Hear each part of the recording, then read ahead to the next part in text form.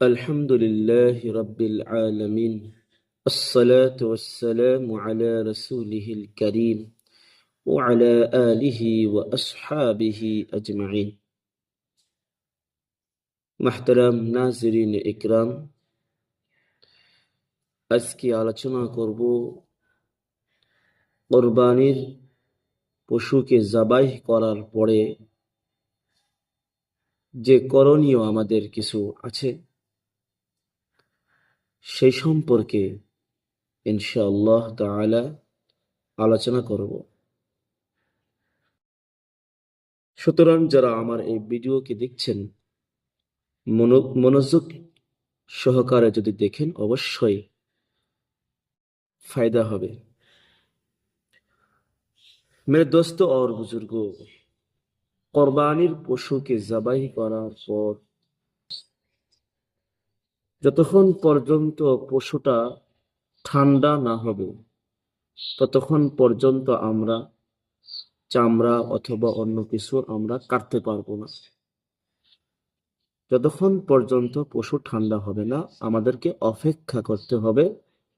পশু যখন ঠান্ডা হয়ে যাবে, তার প্রাণ বায়ু যখন বের হয়ে যাবে, তখন আপনি কাটাকাটি করতে পারবেন।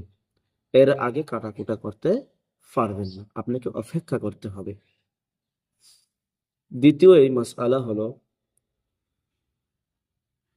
দেখা যায় কোরবানির মাঠে পশুকে জবাই করার পরে যখন তার প্রাণ বায়ু বের হতে সময় লাগে, ওই সময়টা অপেক্ষা না করে বরং তাড়াহুড়ার জন্য অনেকে আছেন যে ছুরি দিয়ে গলার মধ্যে খোঁচাখুচি করে। এটা নিষেধ। এতে প্রাণীটার হার্ট অ্যাটাক হওয়ার সম্ভাবনা থাকে। আপনার খোঁচার কারণে যদি প্রাণীটা কোরবানির পশুটা হার্ট অ্যাটাক হয়ে যায়, সে প্রাণী আপনি খেতে পারবেন না, আপনার কোরবানি তো হবেই না, আপনার তার মাংসও খেতে পারবেন না। তো এই জন্য আমাদেরকে খোঁচাখুচি করা যাবে না, পশুটাকে জবাই করার পরে অপেক্ষা করতে হবে। তৃতীয় যে মাসআলাটি আলোচনা করব সেটা হলো, যে হুজুরের মাধ্যমে আপনি কোরবানির পশুটাকে জবাই করেছেন, কোরবানির পশু তো নিজের হাতে জবাই করা এটা উত্তম, নিজের কোরবানিটা নিজেই জবাই করবেন, এটা হলো উত্তম মুস্তাহাব।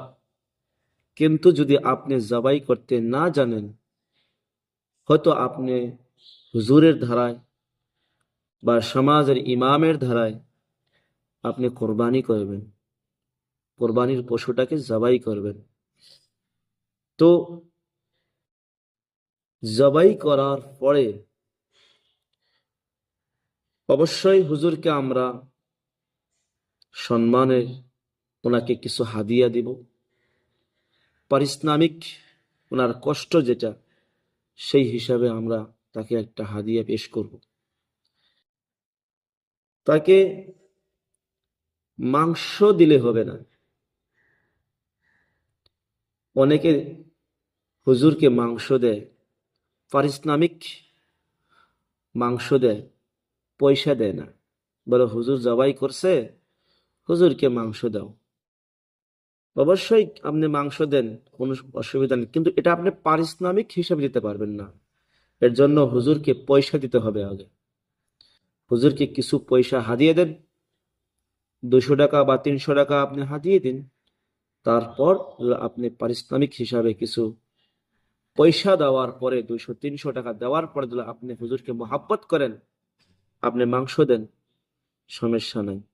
কিন্তু পয়সা না দিয়ে, পারিশ্রমিক আপনাকে পরিশোধ না করে আপনি মাংস দিবেন, এই মাংসটা তো আপনার পারিশ্রমিকের উপরে যাবে, হুজুরের মজুরির উপরে যাবে। এটা বিক্রি করা মাংস যেমন নিষেধ কোরবানির মাঠে, কোরবানির কোনো পশুর, যেমন কোরবানির পশুর মাংস বিক্রি করা যায় না। আপনি হুজুরকে যখন আপনি পারিশ্রমিক মাংস দিবেন, তখন এই কোরবানির পশুর মাংসটা আপনি বিক্রি করলেন। আর কোরবানির পশুর মাংস বিক্রি করলে আপনি তো কোরবানি হবে না, এই জন্য কোরবানির মাংসর দ্বারা কোনো পারিশ্রমিক দেওয়া যাবে না। আমাদেরকে সতর্ক হতে হবে। 30,000, 50,000, 60,000 টাকার কোরবানি আপনি 200, 300, 500 টাকার জন্য আপনি কেন নষ্ট করবেন? এত কষ্টের কোরবানি। হ্যাঁ, এর জন্য পয়সা দিয়ে দিবেন।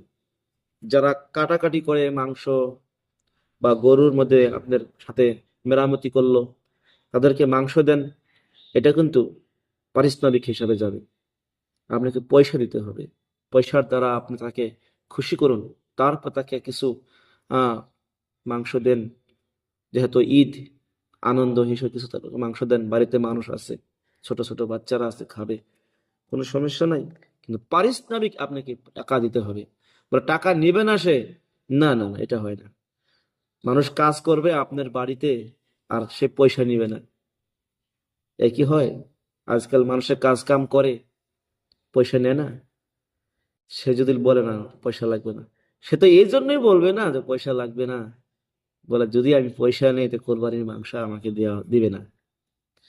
তাকে বলেন ভাই আপনাকে তো মাংস দিব অবশ্যই, কিন্তু আপনি পারিশ্রমিক পয়সা নিতে হবে। আপনি পয়সা না দিলে আপনাকে মাংস দেওয়া হইবে না। তো উচিত পয়সা দিন। একটা পারিশ্রমিক, 1 ঘন্টা আপনার গরুতে কাজ করেছে, 1 ঘন্টা কত টাকা হয় পারিশ্রমিক, কত টাকা আপনি তাকে উচিত দিতে হবে। হুজুর কুরবানি করেছে, তাকে পারিশ্রমিক হিসাবে টাকা 200 বা 300 টাকা দিয়ে দেন। তারপর হুজুরকে মাংস দেন, কোনো সমস্যা নাই। কিন্তু পারিশ্রমিক আপনি মাংস দিতে পারবেন না। একদম হুঁশিয়ার থাকতে হবে এটা আমাদেরকে। আল্লাহ আমাদেরকে বোঝার তৌফিক দান করুন, আমিন।